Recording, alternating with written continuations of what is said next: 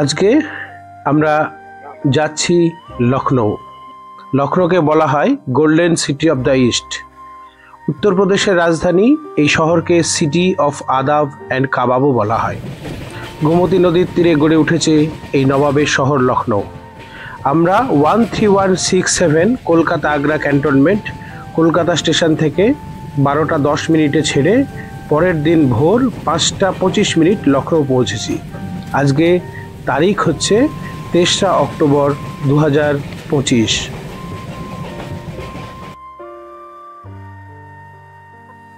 অযোধ্যার নবাবদের স্থাপত্যের একটা ছাপ এই চারবাগ স্টেশনে দেখা যায়। অসাধারণ এই স্টেশনটি।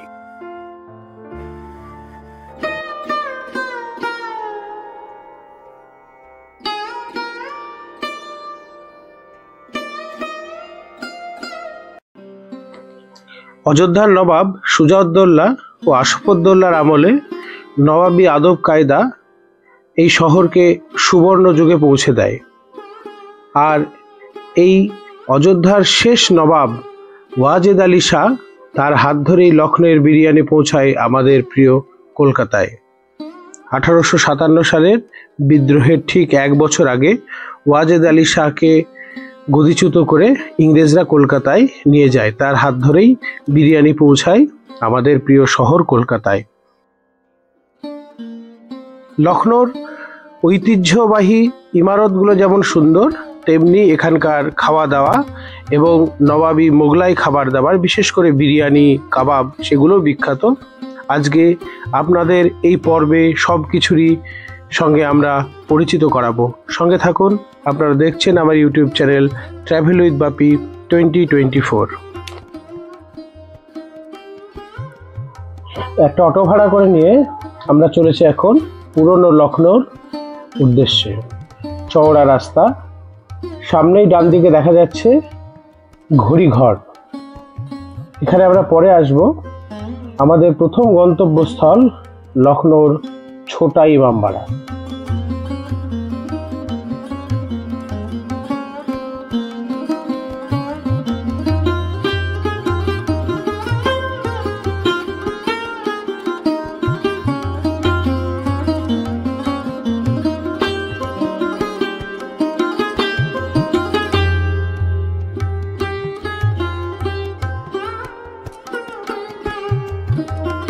পিছনেই ছোট ইমামবাড়া। অযোধ্যার নবাব মোহাম্মদ আলী শাহ 1838 খ্রিস্টাব্দে এই ছোট ইমামবাড়া তৈরি করেছিলেন। প্রায় 54-55 বছর লেগেছিল এই ছোট ইমামবাড়া তৈরি হতে। আমরা ভেতরে যাবো একটু। ওই ভিতরে দেখা যাচ্ছে এইটা মূল গেট। মূল গেটটা পার হলেই ওই যে মূল গেটটা পার হলেই ছোট ইমামবাড়া। সবারই যদি এখানটায় আর সমস্ত দর্শনীয় স্থানগুলো ঘোরেন তাহলে 50 টাকা করে কম্বাইন টিকিট নেয়, সবচেয়ে সুবিধাজনক। শহরের এই জায়গাটাকে সেই সময় হুসেনাবাদ বলা হতো। এখানটায় 1837 থেকে 42 সাল পর্যন্ত মোহাম্মদ আলী শাহ তৈরি করেন এই ছোটা ইমামবাড়া। আমরা এখন ছোটা ইমামবাড়া বা ছোট ইমামবাড়ার মধ্যে এসেছি। এটা লখনৌয়ের অন্যতম একটা দর্শনীয় স্থান। আজকে শুক্রবার, সেই জন্য বড় ইমামবাড়া খুলবে 3:30-এর পরে। তো সেই কারণে আমরা ছোট ইমামবাড়ার মধ্যে এসেছি। আকারে ছোট হলেও এই ছোটা ইমামবাড়ার যে শিল্প শৈলী, সেটা কিন্তু সকলকে মুগ্ধ করবে। এর যে মূল গম্বুজটা, সেই গম্বুজটা কিন্তু সোনার তৈরি। সামনে একটা জলাশয়, সেখান থেকে এই ছোট ইমামবাড়ার যে প্রতিচ্ছবি সেটা এখানে পড়ে। আমরা দুই বন্ধু এসেছি লখনৌয়ের ছোট ইমামবাড়া। লখনৌ দেখতে এই কলেজের বন্ধু।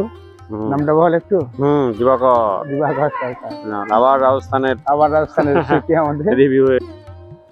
দেওয়ালে পবিত্র কোরআনের আয়াত উৎকীর্ণ আছে। রূপার সিংহাসন, নানান রকম তাজিয়া, দেশি বিদেশি বিভিন্ন ধরনের ঝাড় লণ্ঠন মুগ্ধ করবে দর্শকদের। মহরমের সময় আলোকিত হয়ে ওঠে এই লণ্ঠন। এটা হচ্ছে লখনৌয়ের অবধ নবাবদের নবাবস অফ আওয়াধ, সেই অযোধ্যার নবাবদের পিকচার গ্যালারি। এখানে সমস্ত যারা সুলতান ছিলেন বা নবাব ছিলেন তাদের সবারই ছবি আছে। এটা একটা অন্যতম দর্শনীয় স্থান। আসুন দেখা যাক।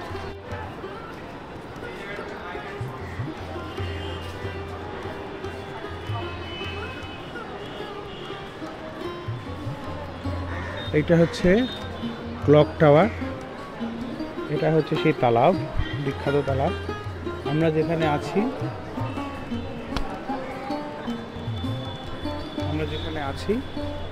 এটা হচ্ছে পিকচার গ্যালারি, ওইটা হচ্ছে ছোট ইমামবাড়া, আর এটা হচ্ছে পনৌতি বিল্ডিং। এই পিকচার গ্যালারিটা দোতলায় অবস্থিত। আমরা যেখানে আছি ঠিক তার পিছনটায় পিকচার গ্যালারি। এটাতে অযোধ্যার যত নবাব, মানে এখানে আওরঙ্গজেবের আমলে বারহান উল মুলুক সাদাত আলী খান, তার সময় থেকে, মানে তার সেই সময় থেকে একদম শেষ নবাব অর্থাৎ দশম নবাব অর্থাৎ ওয়াজেদ আলী শাহ, যাকে ইংরেজরা পরবর্তীকালে গদিচ্যুত করে এবং বন্দি করে কলকাতায় নিয়ে যায়, সেই সমস্ত নবাবদের পোর্ট্রেট এবং সঙ্গে তাদের সম্পর্কিত ইতিহাস, নানান তথ্য এই পিকচার গ্যালারিতে আছে। এখানে এলে আপনারা গাইড নেবেন অবশ্যই, তাহলে বুঝতে পারবেন, খানিকটা ধারণা পাবেন অযোধ্যা। আমরা এখন লখনউয়ের বিভিন্ন জায়গা ঘুরছি। এইমাত্র দেখে এলাম পিকচার গ্যালারি।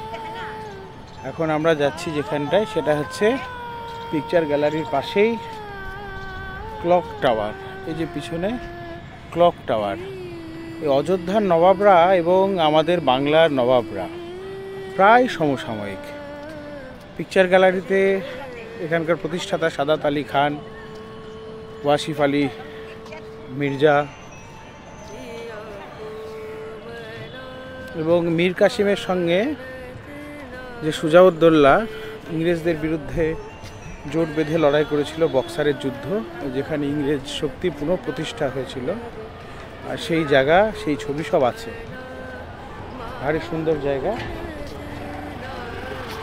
এই পুকুরটাও নবাব আমলেই তৈরি। ছোটা ইমামবাড়া যে সাদাত আলী খান করেছিলেন, তিনি সম্ভবত করেছিলেন, দেখে নিন। এটা হচ্ছে সেই ক্লক টাওয়ার। পাশে যে পুকুরটা, এটা হচ্ছে হুসেনাবাদ তালাব। এটাও এই ক্লক টাওয়ারের সময় তৈরি হয়েছিল। এবং এটার এই যে ক্লক টাওয়ার, এই ক্লক টাওয়ারটার উচ্চতা 67 মিটার। প্রায় 1.75 লক্ষ টাকা খরচ হয়েছিল সেই সময় এই ক্লক টাওয়ারটা তৈরি করার সময়। একদিকে হুসেনাবাদ তালাব, আর এটাকে হুসেনাবাদ ক্লক টাওয়ারও বলে। এটা একদম ভিক্টোরিয়ান যে মডেল, সেই ভিক্টোরিয়ান মডেল, ভিক্টোরিয়ান আর্কিটেকচারের একটা নিদর্শন।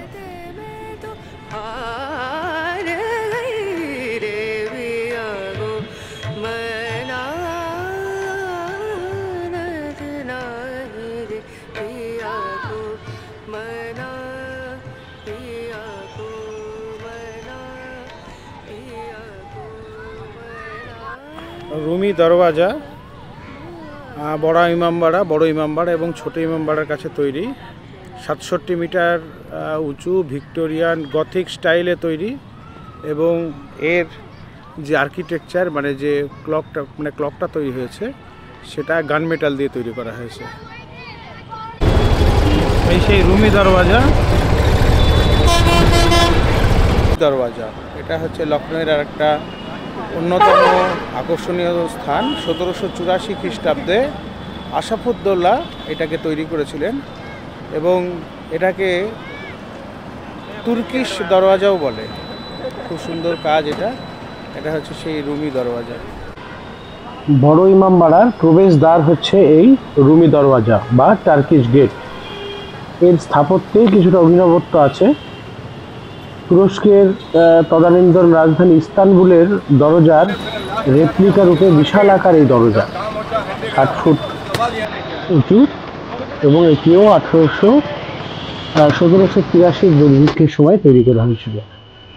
রুমি দরওয়াজা পেরিয়ে এলেই দৃশ্যমান হবে দাঁড়িয়ে আছে লখনউয়ের বুকে নিজের অতীতকে স্মরণ রেখে, গৌরবময় অতীতকে, বড় ইমামবাড়া।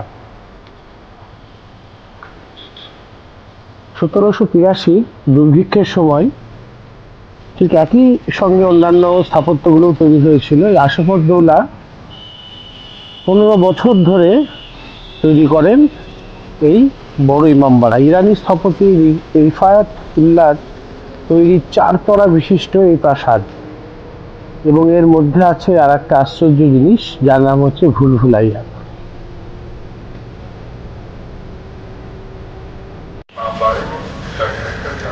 বড় ইমামবাড়া, আশফাকউদ্দৌলা বড় ইমামবাড়া তৈরি করেছিল। সাধারণ আর্কিটেকচার। আমরা এখন বড় ইমামবাড়াতে এসেছি। লখনউয়ের সবচেয়ে বড় আকর্ষণ হচ্ছে এই বড় ইমামবাড়া। আশফাকউদ্দৌলা এই বড় ইমামবাড়া তৈরি করেছিলেন। এই যে পিছনে বলছে মুস্কুরাই আপ লখনউ। সাধারণ ভিতরে ভিডিও করা নিষিদ্ধ, ভেতরটা হয়তো আমরা দেখাতে পারবো না বাইরে থেকে, যে সম্ভব।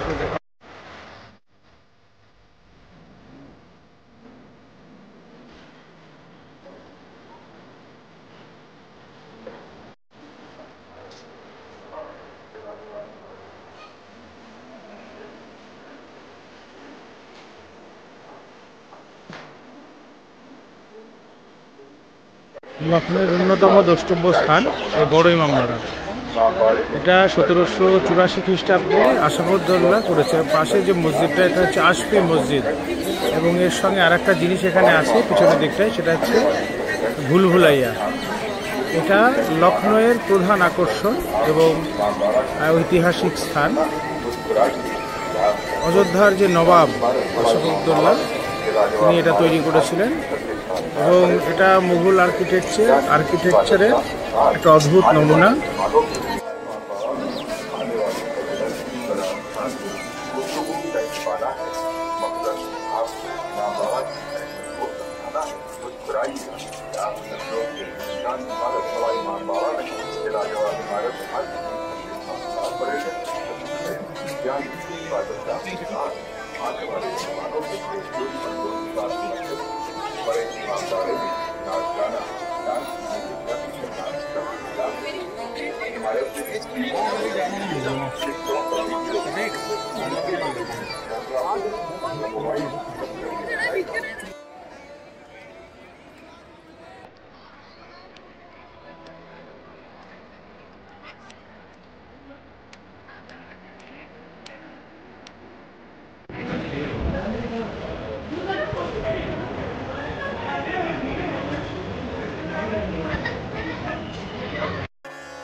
আমরা এখন ভুলভুলাইয়ার মধ্যে, নিচে একটা জটিল জায়গা আছে ভুলভুলাইয়ার, আমরা সেখানে আপাতত যাচ্ছি না। নিচটায় প্রচুর লোক, প্রচুর ভিড়। আমরা তার পরিবর্তে ইমামবাড়ার উপরে এসেছি, আর গোটা লখনউ শহরটাকে দেখা যাচ্ছে। গোটা লখনউ শহর, অসাধারণ দৃশ্য।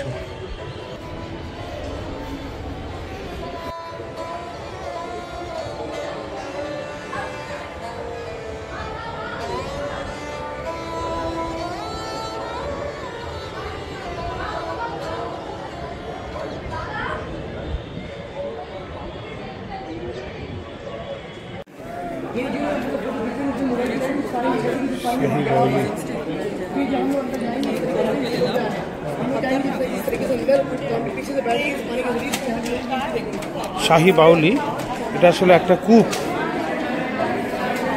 দীর্ঘ গভীর কূপ, যে কূপের মধ্যে প্রাচীন জলের স্রোত। এই যে পিছনে যে কূপ, সেই কূপ।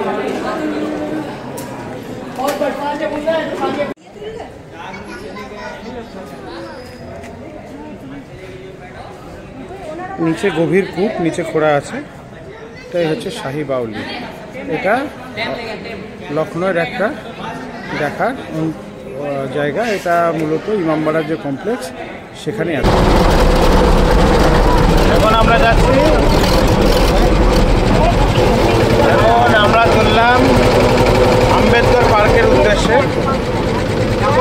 আম্বেদকর পার্ক, মায়াবতী যখন মুখ্যমন্ত্রী ছিল,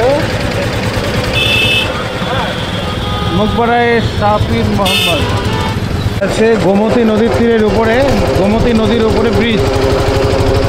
লখনৌ শহরটা গোমতী নদীর উপরেই অবস্থিত। পুরনো লখনৌ একদিকে আর নতুন লখনৌ আর একদিকে। এটা সামনে खातीराम वो पार्क है। উত্তরপ্রদেশের গোমতী নগরে এই আম্বেদকর পার্ক।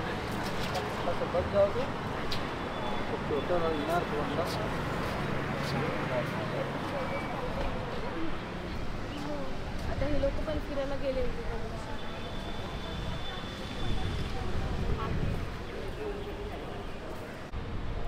সামনে টিকিট ঘর।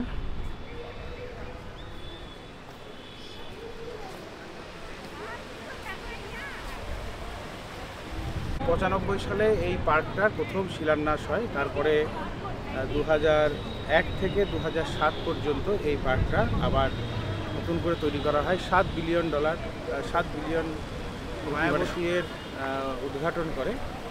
এখানটায় আম্বেদকর, রাম মনোহর লোহিয়া, জ্যোতিবা ফুলে প্রভৃতির মূর্তি আছে। বিরাট বড় পার্ক।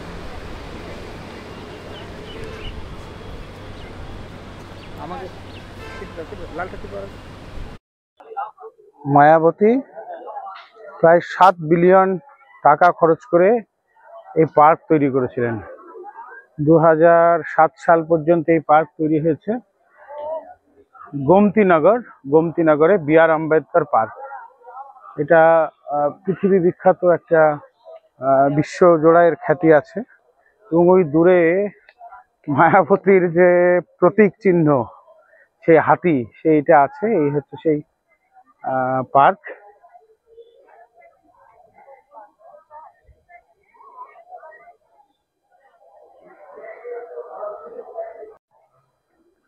আমরা এখন যেখানে এসেছি এটা হচ্ছে লখনৌয়ের অন্যতম একটা দ্রষ্টব্য স্থান। এটা হচ্ছে আম্বেদকর পার্ক।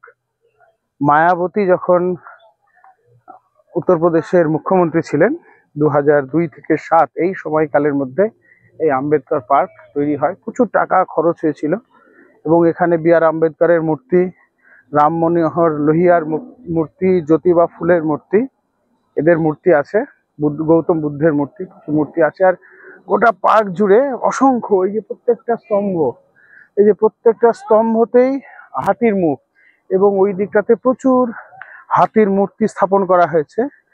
এই হাতি কাশিরামের মূর্তি ওখানে আছে। মায়াবতীর যে পার্টি, বহুজন সমাজ পার্টি, তার প্রতীক চিহ্ন এই হাতি। সেই হাতি দিয়ে সাজানো এই পার্ক। পিছনটায় মিউজিয়াম এবং এই আর্কিটেক্ট যেটা দেখা যাচ্ছে সবটাই কিন্তু অনেকটাই আমাদের রাষ্ট্রপতি ভবন বা তার মতন দেখতে। গোটা পার্কটাই খুব সুন্দর দেখতে, ভারী সুন্দর দেখতে এই পার্ক। পিছনেও দুটো গম্বুজ আছে, ওই দুটো সংগ্রহশালা টালে কিছু একটা হবে নিশ্চয়ই।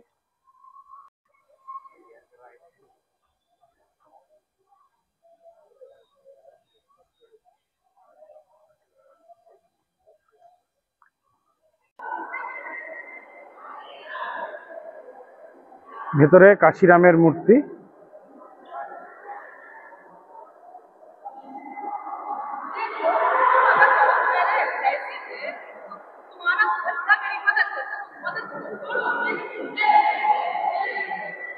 এটা জ্যোতিবা ফুলে সম্ভবত।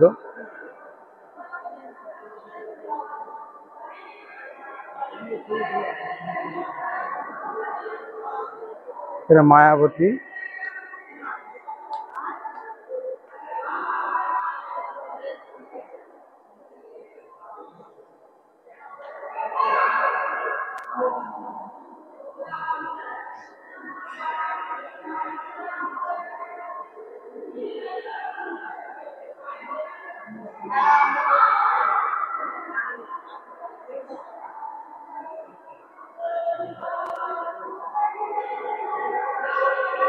এই ছবিটার ভারতবর্ষের ইতিহাসে যথেষ্ট গুরুত্ব আছে। ভারতের যে সংবিধান রচনার যে কমিটি তৈরি করা হয়, সেই কমিটির প্রধান ছিলেন বি.আর. আম্বেদকর, এবং সেই সময় রাষ্ট্রপতি, এটা 1949 সালের 26শে জানুয়ারির যে দিন, সেইটাকে স্মরণীয় রাখা আছে। উনি বি.আর. আম্বেদকর ভারতের তৎকালীন রাষ্ট্রপতি রাজেন্দ্র প্রসাদের হাতে তুলে দিচ্ছেন ভারতবর্ষের সংবিধান। খুব ভালো লাগলো, ঘুরে এলাম আম্বেদকর পার্ক। ভেতরে যে ওইদিকটায় ভেতরের যে সংগ্রহশালাটা আছে, মিউজিয়ামটা আছে, সেখানে আম্বেদকরের মূর্তি আছে, জ্যোতিরাও ফুলে এবং অন্যদের মূর্তি আছে। আম্বেদকর বৌদ্ধ ধর্ম গ্রহণ করেছে বিষয়টা, এবং সংবিধান রচনার পরে সংবিধান যে দিন কার্যকর করা হয় রাজেন্দ্র প্রসাদের হাতে তুলে দেয়, সব বিষয়গুলোই দেওয়া আছে। খুব সুন্দর। লখনৌ এলে এই জায়গাটা অবশ্যই আসবেন।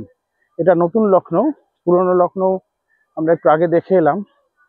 যদিও আজকে শুক্রবার, বড় ইমামবাড়া এখনো খোলেনি, 3:30 পর খুলবে, তখন যাব। ছোট ইমামবাড়া, ক্লক টাওয়ার, তারপরে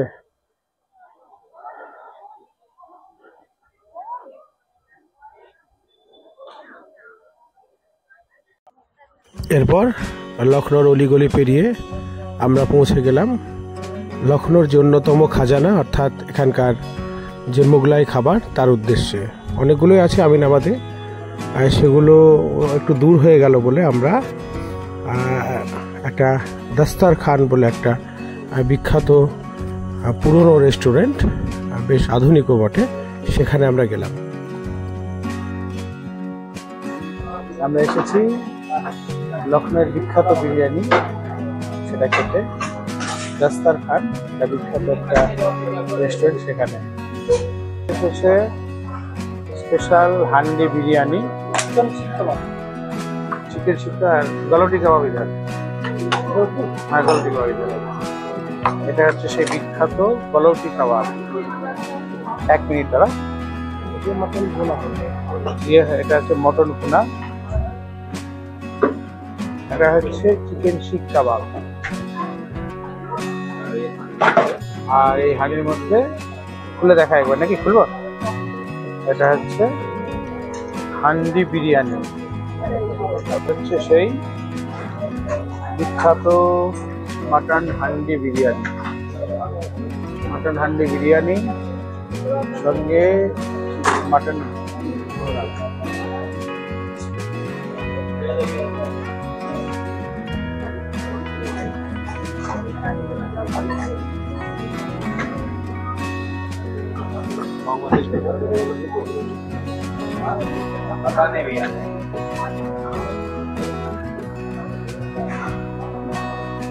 প্রশ্ন হচ্ছে খেতে কেমন? কলকাতার বিরিয়ানি কি ভালো? একদম ভালো। আমাদের বহরমপুরের বিরিয়ানি মোটামুটি একে টক্কর দেবে, হয়তো কিছুটা ভালো হতে পারে। আমাদের আজকের মতন লখনৌ বেড়ানো শেষ হলো। কেমন লাগলো আপনাদের অবশ্যই কমেন্ট বক্সে জানাবেন। আর এখনো পর্যন্ত যেসব বন্ধুরা আমার এই চ্যানেলটা সাবস্ক্রাইব করেননি, তাদেরকে চ্যানেলটা সাবস্ক্রাইব করার জন্য অনুরোধ রইল। চ্যানেলটা তাহলে একটু বড় হবে। আগামীকাল আমরা পৌঁছবো জিম করবেট ন্যাশনাল পার্ক। রাত্রিবেলাতে লখনৌ জংশন থেকে ট্রেন আমাদের রাত 11:30টায়, 8:30টায় আমরা কাল কাঠগোদামে নামছি। শীঘ্রই আসছে পরের ভিডিও। আমার ব্যক্তিগত অভিজ্ঞতা, লখনৌ একটা ভীষণই প্রাণবন্ত দারুণ শহর। আপনারা যদি উত্তরপ্রদেশ আসেন তাহলে সকলেই লখনৌতে একটা দিন কাটিয়ে যাওয়ার সুযোগ খুঁজবেন। অসাধারণ সুন্দর শহর লখনৌ। পরিশেষে বলি, মুস্কুরাইয়ে আপ লখনৌ মে হ্যায়। ধন্যবাদ সকলকে। শুভরাত্রি, ভালো থাকবেন।